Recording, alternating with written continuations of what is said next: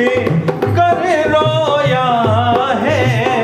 मैं ऐसी तकदीर हूँ, पानी पर भूले से मिट्टी, अरे कि पानी पर भूले से बनी, मिट गई वो तस्वीर हूँ।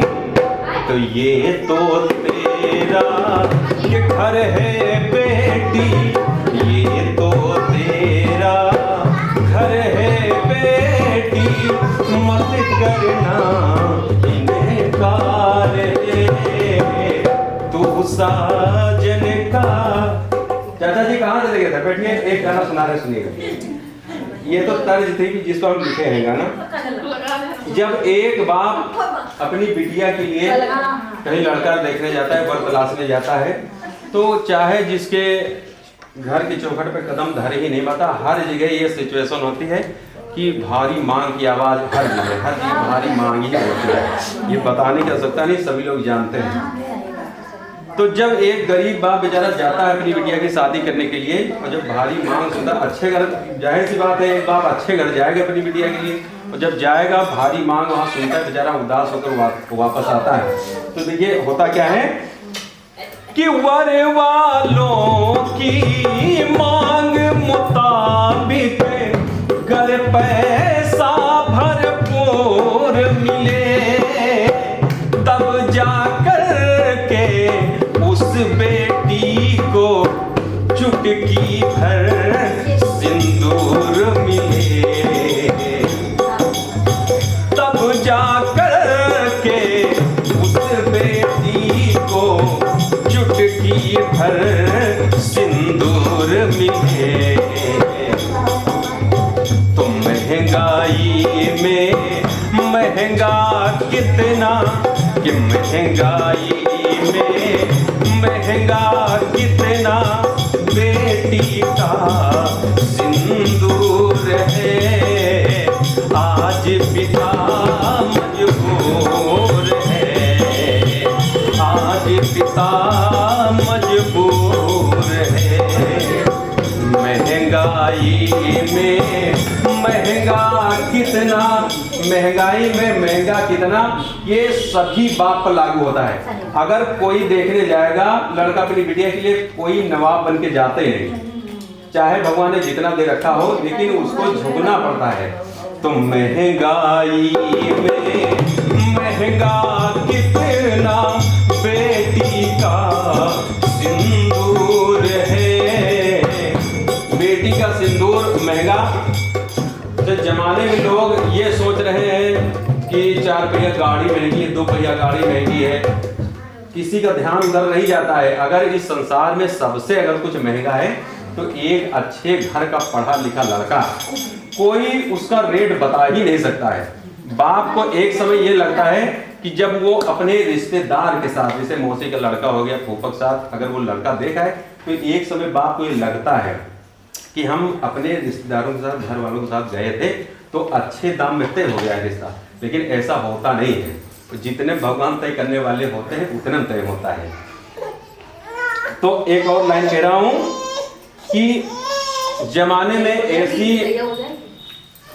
जमाने में ऐसा देखने को मिलता है कि हेटी करने वाले किसी की, जो भारी मांग की आवाज करते हैं, और ये मैं कीर्तन के हिसाब से गाता हूँ, तो जाहिर सी बात है दरबार में भगवान के, माता जी के दरबार में ही गाता हूँ, तो ये आवाज उठा के कही जाती है माता जी से, भगवान से, कि इतनी कृपा जरूर आप करना अपने भक्तों पर, और उनको देखना जो भारी मांग करते हैं, दहेज भारी मांगते हैं, कि हेटी करने वाले किसी की तो तेरी भी हेटी होगी। तो एक ना एक दिन घर में सयानी तेरी भी बेटी होगी। और जो दहेज की भारी मांग करते हैं वो ये शायद भूल जाते हैं कि आज तुम भारी मांग कर रहे हो दहेज की, लेकिन एक समय ऐसा आएगा जब तुम्हारे घर में भी एक सयानी बिटिया हो जाएगी, तुम्हारे साथ भी ऐसा होगा। कि एक ना एक दिन घर में सयानी तेरी भी बेटी होगी। तो निर्धनता पर ए धन वाले, निर्धनता पर कि ए धन वाले तू कितना मगरूर है। आज पिता मजबूर है, आज पिता मजबूर है। तो महंगाई में महंगा कितना बेटी का सिंदूर है। आज पिता मजबूर है। और इस गीत के अंतिम लाइन में देखिए भगवान से कहना है कि जिस घर में बेटी को देना, भगवान इतनी कृपा उस पर कर देना जरूर। आज के जमाने में जिसको आपने एक बिटिया दिया है, कि जिस घर में बेटी को देना तो देना संग में दौलत है, देना संग में दौलत है। काम जमाने में सब होते, उसको आप क्यों अगर एक बिटिया दे रहे हो किसी को तो भगवान धन दौलत से भरपूर भी कर देना। क्यों कि काम जमाने में सब होते, काम जमाने में सब होते, दौलत की ही बदौलत है। हर बेटी के बाप को करना, हर बेटी के बाप को करना पीले हाथ जरूर है।